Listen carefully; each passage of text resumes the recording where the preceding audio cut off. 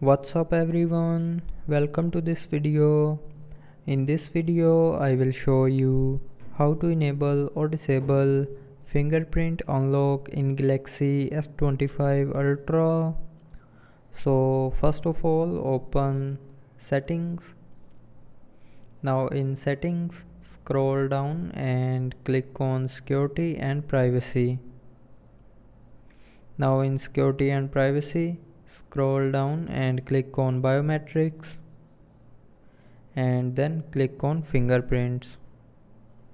Now enter your lock screen pin, password or pattern, and here you will see a fingerprint unlock button.